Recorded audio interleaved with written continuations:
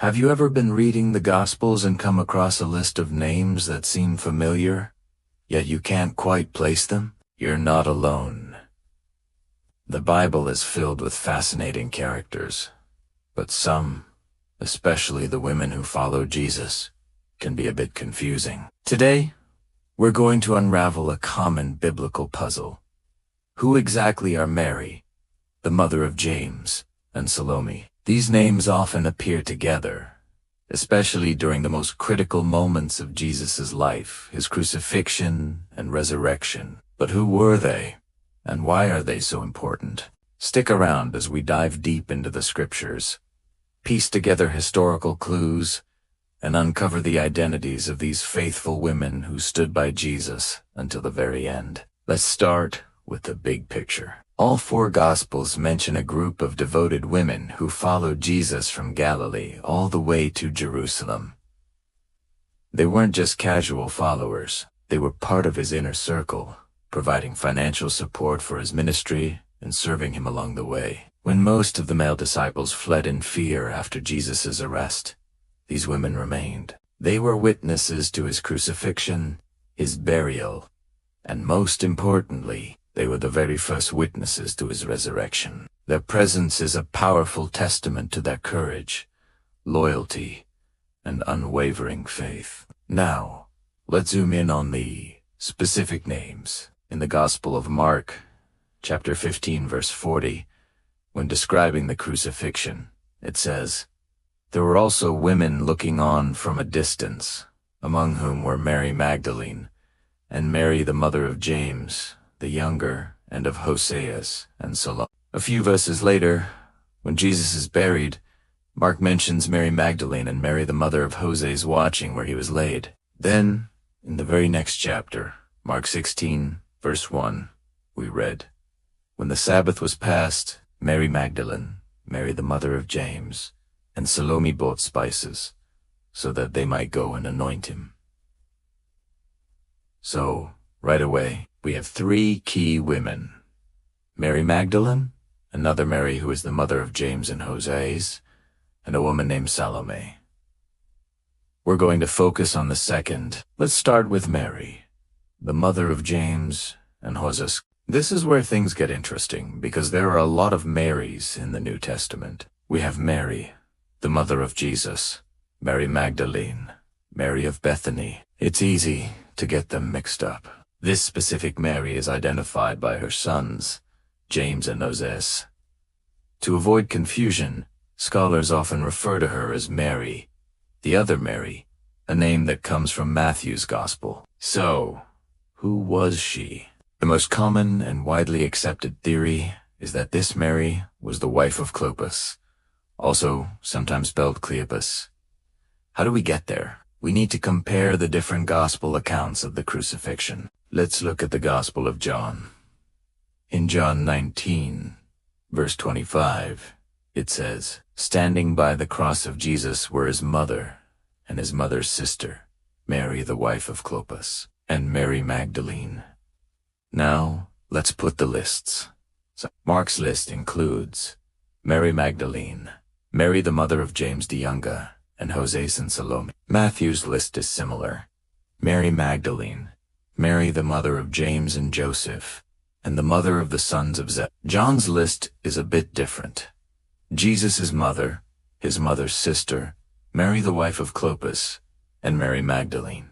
Notice the overlap. All three lists include Mary Magdalene.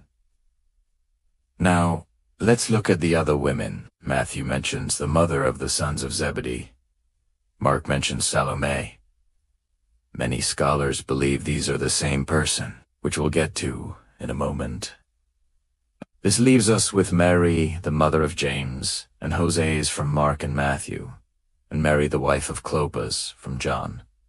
It seems very likely that these are two different descriptions of the same person. So, Mary, the mother of James, and Hoseas, was the wife of a man named Clopas. This then raises another question. Who was her son, James? He is often called James the younger or James the less, to distinguish him from James, the son of Zebedee and brother of John. who was one of the 12 apostles. This James, the son of Mary and Clopas, is also believed to be one of the 12 apostles, often identified as James, the son of Alphaeus. Wait, Alphaeus. I thought her husband was Clopas. This is a point of debate. But many scholars believe that Clopas and Alphaeus are simply different language variations of the same Aramaic name, Halpai. It was common for people in that region to have a Greek name and a Semitic name. So, it's quite plausible that Mary's husband was known as both Clopas and Alphaeus. If this is true, then this other Mary was the mother of an apostle, James, the son of Alphaeus. Think about what this means. She wasn't just a random follower. She was the mother of one of Jesus' chosen 12. Her commitment to Jesus' ministry makes perfect sense. She followed her son, and she followed her son's Lord and Master. She supported the ministry not just with her resources, but with her very presence, all the way to the foot of the cross. There's another interesting layer here from John's Gospel. Remember John's list? Jesus' mother and his mother's sister, Mary the wife of Clopas, and Mary Magdalene. The phrasing his mother's sister, Mary the wife of Clopas, is a bit ambiguous in the original Greek.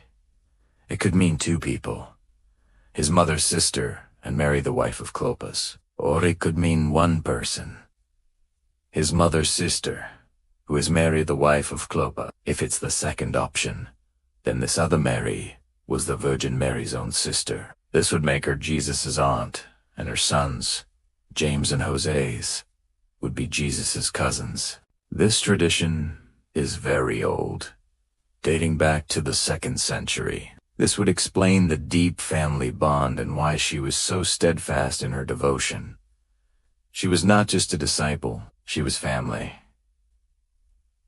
Her presence at the cross wasn't just loyalty to a teacher. It was the love of an aunt for her suffering nephew. So, to summarize, our first mystery woman, Mary, the mother of James and Jose's, is most likely Mary of Clopas. She was possibly the sister of the Virgin Mary, making her Jesus' aunt. And she was the mother of at least one apostle, James, the son of Alphaeus. She was a key figure in the inner circle, a witness to the crucifixion, and one of the first to go to the tomb on resurrection morning. A truly remarkable woman of faith. Now, let's turn our attention to the second woman mentioned alongside her, Salome. Who was she?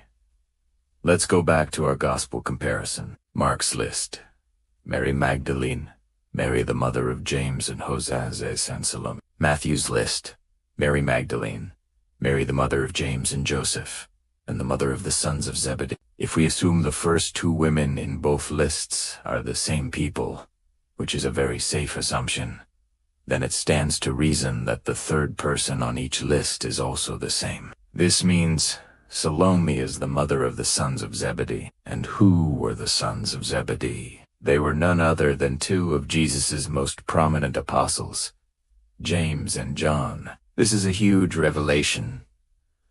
Salome wasn't just another follower. She was the mother of two of the apostles from Jesus' absolute inner circle, the ones who, along with Peter, witnessed the transfiguration and were with Jesus in the Garden of Gethsemane. This identification helps us understand a very specific story in the Gospel of Matthew, chapter 20. It says, "Then the mother of the sons of Zebedee came up to him with her sons, and kneeling before him, she asked him for something." What did she ask? She said to him, "Say that these two sons of mine are to sit, one at your right hand and one at your left, in your kingdom." Now, this is often seen as a moment of ambition or misunderstanding of Jesus' mission. But if we understand that this woman is Salome, a devoted follower who had left everything to support Jesus' ministry, we can see it in a different light. This was a mother's fervent wish for her sons. She believed so deeply in Jesus as the Messiah that she wanted to ensure her boys had places of honor in his coming kingdom. Her request was misguided, yes, but it came from a place of profound faith in who Jesus was. The parallel account in Mark's Gospel doesn't mention their mother. It just says James and John came to Jesus and made the request themselves. But Matthew's inclusion of their mother, Salome, adds a rich, personal dimension to the story. Like the other Mary, Salome's connection as the mother of apostles explains her unwavering presence. She wasn't just following a teacher, she was supporting her son's life mission. She was part of the fabric of this new community that was forming around Jesus, and her connection might be even deeper. Remember how Mary of Clopas might have been the Virgin Mary's sister? Well, some traditions suggest that Salome might have been their sister as well, or perhaps a cousin. While the Bible doesn't state this directly, it would explain the tight-knit group of women at the cross. It wasn't just a random assortment of followers. It was a family, bound by blood and by faith, supporting one another in the darkest hour imaginable.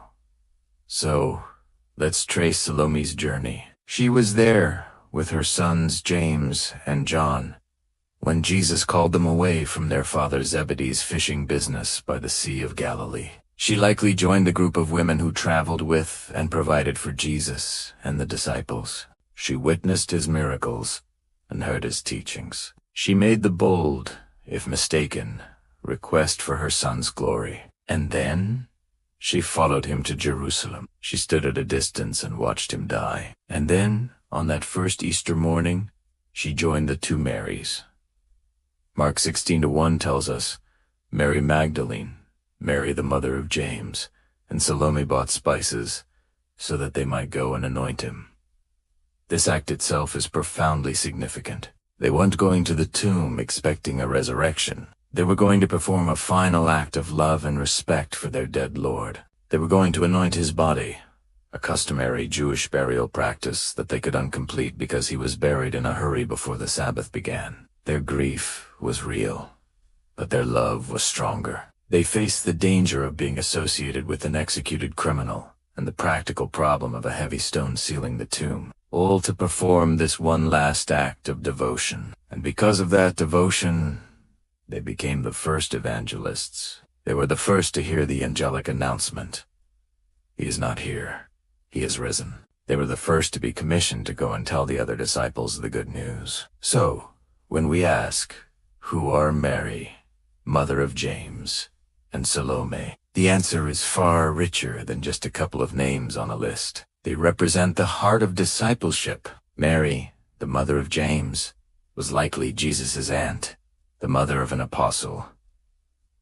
A woman whose familial and faith-filled loyalty kept her at the cross and propelled her to the tomb. Salome was the mother of two more apostles, James and John, a woman whose fierce maternal love and faith drove her to follow Jesus from the shores of Galilee to the dawn of the resurrection. These women are not minor characters. They are central to the Passion narrative. Their story teaches us about courage in the face of fear, loyalty when others flee, and the profound love that leads to world-changing discovery. They remind us that in God's kingdom, there are no minor roles. Every act of faith, every quiet moment of service, every step taken in love matters. They were witnesses, supporters, and the first heralds of the resurrection. Next time you read the Gospels and come across their names, I hope you'll remember their incredible story. They are Mary of Clopas and Salome, mothers of apostles, family of Jesus, and witnesses to the greatest event in human history. Thanks so much for watching. If you found this dive into scripture interesting, please hit that like button and subscribe for more videos where we uncover the hidden gems of the Bible. Let me know in the comments if there are other biblical figures you'd like to learn more about. See you in the next video.